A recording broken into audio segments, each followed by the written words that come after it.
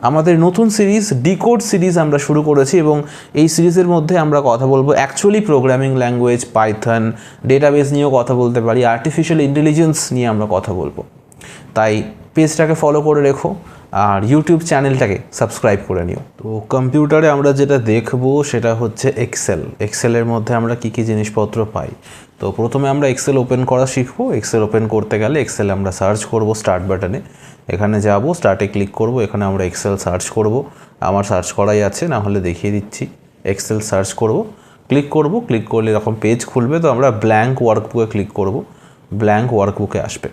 আমরা শুধু দেখব যে এক্সেলে কোন কোন জিনিসগুলো বেশি ইউজ হয়, কোন কোন জিনিসগুলোকে আমরা বেশি ব্যবহার করি এবং ডেটা নিয়ে কাজকর্ম করতে গেলে কোথায় আমরা এক্স্যাক্টলি কাজটা করি এটা। এর সঙ্গে কিছু আরও জিনিসপত্র জানবো, যেমন আমরা জানবো ওয়ার্কশিট কি, ওয়ার্কবুক কি, এই সমস্ত বেসিক জিনিসগুলো। আমরা ফন্ট বা এই সমস্তগুলোতে আজকে যাব না, এগুলো খুবই বেসিক জিনিস, এগুলো নিয়ে পরে হয়তো কখনো কথা বলা যেতে পারে, ছোটো ছোটো ভিডিওতে কথা বলবো। বাট অ্যাকচুয়াল যেটা ব্যাপার সেটা হচ্ছে যে আমরা এক্সেলে কোথায় কাজটা করি। আমরা এক্সেলে কাজ করি এই যে ফাঁকা জায়গাটা আমরা দেখতে পাচ্ছি, এটাকে বলা হয় ওয়ার্কশিট।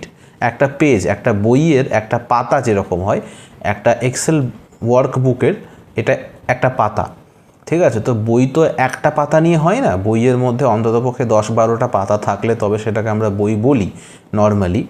কিন্তু এক্সেলের ওয়ার্কবুক এর ক্ষেত্রে কিন্তু সেরকম জিনিসটার বাধ্যবাধকতা নেই। এক্সেলের মধ্যে আমরা একটা শিট বা একটা ওয়ার্কশিট নিয়ে কাজ করতে পারি, একটা পাতা নিয়েও একটা বই হয় এক্সেলের ক্ষেত্রে, এবং আমরা চাইলে মাল্টিপল পাতা বা শিট ইউজ করতে পারি। তো অ্যাকচুয়ালি বুক 1 এই যে লেখা আছে টপে, এই মাউস পয়েন্টারটা খেয়াল করো, এই যে বুক 1 লেখা আছে এইটা হচ্ছে অ্যাকচুয়ালি ওয়ার্কবুক। পুরো এক্সেল ফাইলটাকে আমরা বলছি ওয়ার্কবুক, ওকে। আর এই যে নিচে শিট 1 লেখা আছে, এখানে প্লাসে ক্লিক করলে শিট 2 আসবে, শিট 3 আসবে, শিট 4 আসবে, শিট 5 আসবে, এইগুলোকে বলা হয় ওয়ার্কশিট। এখানে sheet 1, sheet 2, sheet 3, sheet 4, sheet 5 সবই এসছে, কিন্তু এখানে বুক 1ই আছে, এটা চেঞ্জ হচ্ছে না। তার কারণ একটা বইয়ের মধ্যে যেমন অসংখ্য পাতা থাকতে পারে, একটা এক্সেল ওয়ার্কবুকের মধ্যেও কিন্তু অসংখ্য শিট থাকতে পারে, এবং বইয়ের পাতা যেরকম ছিঁড়ে ফেলে দিলে সেই পাতাটা আমরা ফেরত পেতে পারি না, মানে অ্যাজ ইট ইজ অরিজিনাল মোডে সেটাকে আমরা পাবো না। আমাদের হয় আঠা দিয়ে সেটাকে জোড়া লাগাতে হবে, তাছাড়া অন্য উপায় অবলম্বন করতে হতে পারে। এখানেও কিন্তু যদি একটা শিটকে আমি ডিলিট করে দিই তাহলে কিন্তু সেই শিটটাকে ফেরত পাবো না। হ্যাঁ, আমরা কোনো শিটকে রিনেম করতে পারি, এখানে গিয়ে কোনো শিটকে আমরা রিনেম করতে পারি, যে সেটা শিট 4 হয়ে গেল। এখানে যেমন শিট 7টাকে যদি আমি ডিলিট করে দিই তাহলে কিন্তু শিট 7টাকে আমরা পাবো না, শিট 8, শিট 9 পাবো। এবং এই শিট 7টাকে আমরা যদি চাই রিনেম করতে, সেক্ষেত্রে 7 বা 8 বা 9 বা 5 দিই, 5টা নেই তো 5 আমরা করতে পারবো।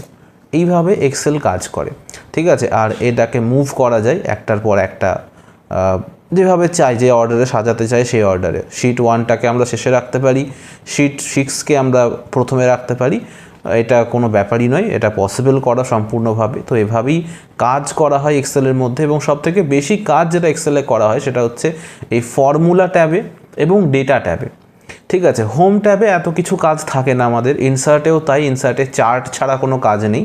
বাট অ্যাকচুয়ালি কাজ কোথায় করা হয়? ফর্মুলাতে আর ডেটাতে, ঠিক আছে। ডেটাটাও এতটা ব্যবহার করা হয় না, শুধুমাত্র এখানে যদি আমরা হোয়াট ইফ ইউজ করি বা কোনো রকম ফোরকাস্ট শিট এই সমস্তগুলো যদি ইউজ করি তবেই আমরা ডেটাতে আসি, অথবা অন্য কোনো কারোর সাথে যদি লিঙ্ক করে কাজ করতে হয় কোনো ডেটাবেসের সাথে বা অন্য কোনো কিছুর সাথে, তখনই আমরা ডেটা ইউজ করি। তাছাড়া মোস্ট অফ দি কেসেস যদি আমরা অফলাইন কাজ করি তাহলে আমাদের ইনসার্টের মধ্যে চার্টস যে গ্রুপটা দেখতে পাচ্ছ এখানে আমরা কাজ করি, আর না হলে ফর্মুলা। আমাদের এক্সেলের অ্যাকচুয়াল কাজই হচ্ছে এই ফর্মুলাগুলো নিয়ে, সেটা ফাইন্যান্সিয়াল হতে পারে, সেটা লজিক্যাল হতে পারে, টেক্সট হতে পারে, টাইম অ্যান্ড ডেট হতে পারে, লুকআপ হতে পারে। লুকআপের মধ্যেও সবথেকে বেশি ব্যবহার হয় কোনটা? এইচ লুকআপ, ঠিক আছে। এখানে যেমন আমাদের ভি লুকআপ আমি খুঁজে পাচ্ছি না, কোথায় গেল, এই যে ভি লুকআপ, এক্স লুকআপ, এই ধরনের যে লুকআপ ফর্মুলাগুলো আছে সেগুলো নিয়ে সবথেকে বেশি কাজ হয়। অন্যান্য ফর্মুলার মধ্যে ফাইন্যান্সিয়ালগুলো ব্যবহার করা হয় ব্যাংকের ক্ষেত্রে, ঠিক আছে। লজিক্যাল আমরা কোনো রকম ধরো মার্কশিট বানাচ্ছি তখন আমরা লজিক্যাল ব্যবহার করতে পারি। টেক্সট ফাংশন খুব একটা ব্যবহার হয় না সেইভাবে, ঠিক আছে। তো লুকআপ বা রেফারেন্স ফাংশন এবং ফাইন্যান্সিয়াল ফাংশনগুলি আমরা সবথেকে বেশি ব্যবহার করি। ইনসার্ট ট্যাবের মধ্যে চার্ট ব্যবহার করি। এবার চার্ট কিন্তু সবার, আমার ডেটা নেই তাই এখানে আসছে না, এটা এই এরারটা আসছে, ডেটা থাকলে আসতো। তো চার্ট এবার ডিপেন্ড করছে আমরা কি চার্ট ইউজ করবো, সেটা আমাদের নিজেদের ওপর। ঠিক আছে, এখানে কি কি আছে আমি বলে দিচ্ছি। রেকমেন্ডেড চার্টসের মধ্যে যদি আমরা যাই তাও দেখাবে না, দেখাতে পারবো না। তো এখানে আমরা পেতে পারি কলাম বা বার চার্ট পেতে পারি, লাইন চার্ট রয়েছে। ঠিক আছে, এখানে আমরা ম্যাপ চার্ট পেতে পারি, এখানে এই যে ওয়ার্ল্ড ম্যাপ হিসেবে এটাকে পেতে পারি। ডেটা থাকলে দেখাতো, ডেটা নেই তাই দেখাচ্ছে না। তো এক্সেলের মধ্যে আমাদের অ্যাকচুয়াল কাজই হচ্ছে এটা। ওয়ার্কশিট ওয়ার্কবুকের মধ্যে ডিফারেন্স হচ্ছে এটাই যে একটা বুক হচ্ছে একটা বুকের মধ্যে মাল্টিপল শিট থাকতে পারে। এবং বুক 2 যখনই করব আমরা, এখানে যদি এক্সেল করি, এই যে এখানে এক্সেলে ক্লিক করলাম, এক্সেলে ক্লিক করার পর এখানে নিউতে চলে যাব। এই যে এটা হচ্ছে বুক 2তে শিট কটা? শিট একটা। এখানে বুক 1 আলাদা। তো আমরা যেরকমভাবে কোনো ডকুমেন্ট ফাইলকে সেভ করি, একটা ডকুমেন্ট ফাইলের মধ্যে মাল্টিপল পেজেস থাকতে পারে, সেরকমই একটা এক্সেল ফাইলের মধ্যে মাল্টিপল শিট থাকতে পারে। তো ওয়ার্কশিট আর ওয়ার্কবুক দুটো কনসেপ্ট কিন্তু আলাদা। এটাই ছিল আজকের মতো এক্সেলের ধারণা বা এক্সেলের কনসেপ্ট। আমাদের নতুন সিরিজ সেটা শুরু হয়ে গেছে। ঠিক আছে, আমাদের নতুন সিরিজ, আমরা ডিকোড একটা সিরিজ নিয়ে এসে গেছি এবং ডিকোডের সিরিজের মধ্যে আমরা আলোচনা করব যেগুলো নিয়ে, সেটা হচ্ছে এক্সেল নিয়ে আমরা কথা বলবো, পাইথন নিয়ে আমরা কথা বলবো, পাইথন বা প্রোগ্রামিং ল্যাঙ্গুয়েজ, শুধু পাইথন না, প্রোগ্রামিং ল্যাঙ্গুয়েজ নিয়ে আমরা কথা বলবো, নাম্বার সিস্টেম নিয়ে আমরা কথা বলবো, আমরা আর্টিফিশিয়াল ইন্টেলিজেন্স নিয়ে কথা বলবো, ওয়েবসাইট নিয়ে কথা বলবো। আজকের প্রথম ভিডিও আমরা এক্সেল নিয়ে কথা বললাম এবং এক্সেলের এই ধরনের ছোট ছোট জিনিসপত্র আমরা আরও আলোচনা করব, আরও অনেক কিছু নিয়ে আমরা কথা বলবো, এক্সেল সম্বন্ধে জানবো। আজকে তো শুধুমাত্র আমরা দেখলাম যে ওয়ার্কশিট আর ওয়ার্কবুকের মধ্যে ডিফারেন্স কী এবং অ্যাকচুয়ালি এক্সেলের মধ্যে কোথায় কাজকর্ম করি আমরা। তো এরপরে আমরা আরও জানবো, যেমন এখানে রয়েছে কন্ডিশনাল ফরম্যাটিং, আমরা কোন কোন ক্ষেত্রে ব্যবহার করি এই সমস্তগুলো। ঠিক আছে, ইনসার্ট ডিলিট ফরম্যাট, এই 3টে একই দিনে জানবো।